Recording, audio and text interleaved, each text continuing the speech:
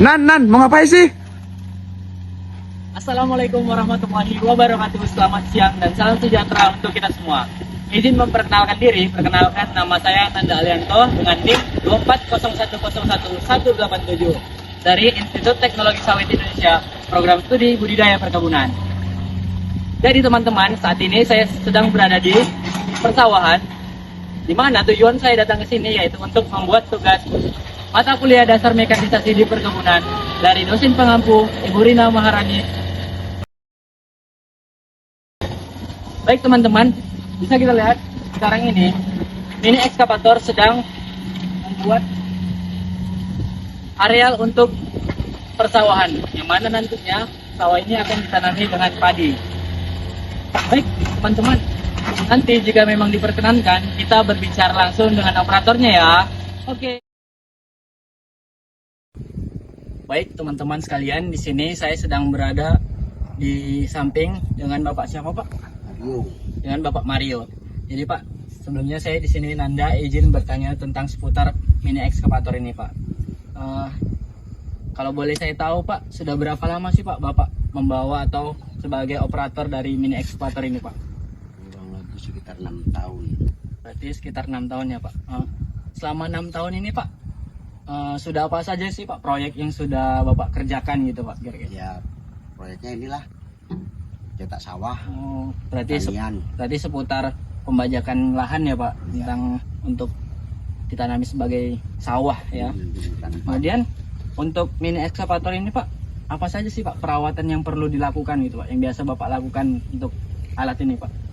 Ya, rutinitasnya dia kalau tiap per bulannya oli, itulah. Berarti tidak ada perawatan khusus ya Pak, cuman tiap bulan pergantian oli ya gitu. Kemudian untuk jam operasionalnya gitu Pak, kira-kira berapa jam untuk tiap harinya gitu? 7 sampai 8 jam. 7 sampai 8 jam. Menurut Bapak sendiri nih Pak, setelah 6 tahun mengoperasikannya, menurut Bapak apa sih Pak yang menjadi kendala untuk Bapak menjalankan ekskavator mini ini Pak? Ya, sementara ini sih belum ada kendala. Belum ada ya Pak. Kalau medan seperti ini kan Pak, becek-becek gitu kan Pak, Ya, berlumpur paling, gitu.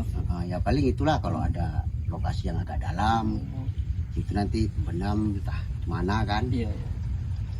Itulah paling kendala. Iya, iya. Berarti seputaran tentang lokasi lah ya kan Pak. Ya, ya. Kalau lokasinya dia berair ataupun berlumpur, jadi besar kemungkinan alat ini sulit untuk dioperasikan. Itu aja lah. Lainnya belum ada. Iya. Baik, mungkin itu saja ya Pak Ya. yang bisa saya tanyakan. Terima kasih atas waktunya.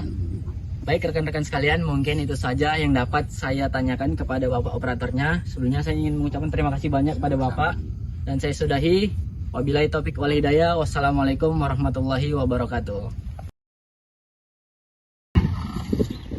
Nah teman-teman sekalian, pada saat ini mini ekskavator sedang melakukan kegiatan staking, di mana staking sendiri adalah proses penaikan tanah atau perataan tanah kembali, yang dimana sawah ini sudah habis dipanen, padi-padinya sudah habis dipanen, jadi perlu dilakukan yang namanya staking.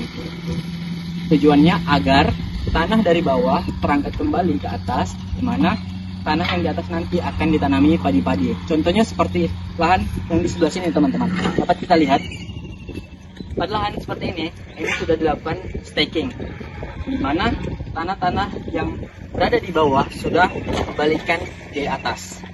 Oke, dan selanjutnya kita akan mereview bagian-bagian dari mini ekskavator tersebut dan menjelaskan apa saja fungsi dan tujuan dari komponen-komponennya.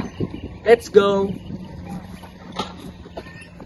Sobat Blender sekalian, bagian yang pertama kali akan kita review yaitu bagian bom. Bom merupakan penggerak ataupun penopang dari arm dan juga bucket. Setelah bom, di sini ada yang namanya arm. Arm berfungsi untuk mengendalikan ataupun mengoperasionalkan bucket ke kanan, ke kiri, ke depan, dan ke belakang. Bagian yang selanjutnya adalah bucket. Bucket berfungsi untuk menggali, mendorong, dan juga membuang material-material yang berada di depannya untuk diangkut. Semua ini beroperasional menggunakan sistem hidrolik, yang mana pada alat ini sistem hidrolik sudah dilengkapi dengan sistem yang canggih. Dan pada alat ini, bucket yang digunakan merupakan bucket untuk proyek-proyek seperti pertanian ini, yang mana bertujuan untuk menggali material-material untuk diratakan ataupun dibuang. Berbeda jika bucket yang digunakan untuk proyek perkebunan kelapa sawit.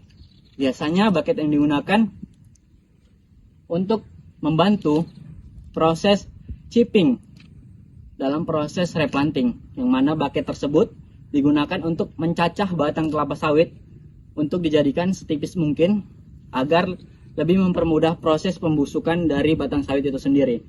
Berbeda dengan bucket yang berada di samping saya saat ini. Terima kasih. Baik, Sobat Planters, bagian selanjutnya yang akan kita review yaitu adalah dozer blade.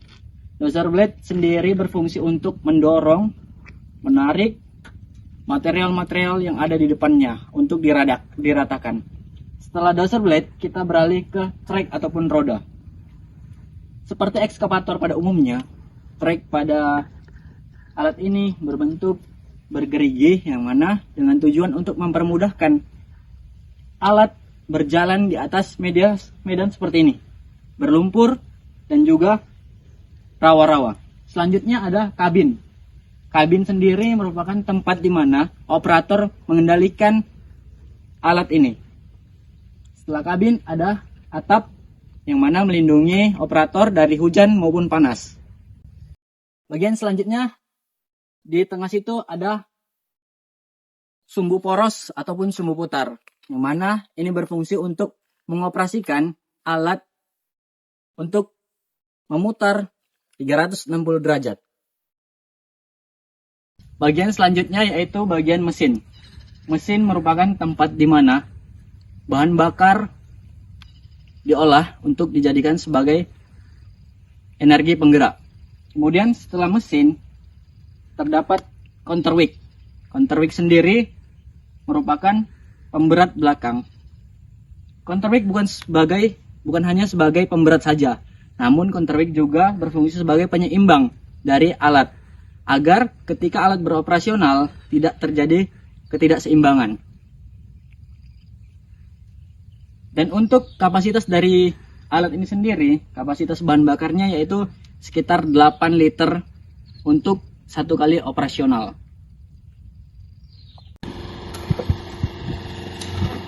Baik, rekan-rekan sekalian, itu saja video review singkat tentang alat mekanisasi di perkebunan yang dapat saya sampaikan. Jika ada kesalahan kata saya dalam penyampaian video dan kesalahan arti saya mohon maaf yang sebesar-besarnya, dan saya mengucapkan terima kasih kepada Ibu Rina Maharani yang telah memberikan tugas kepada saya dan rekan-rekan saya. Baik, saya sudahi. Wabillahi taufik wal hidayah. Wassalamualaikum warahmatullahi wabarakatuh. Selamat siang dan salam sejahtera untuk kita semua. Bye-bye.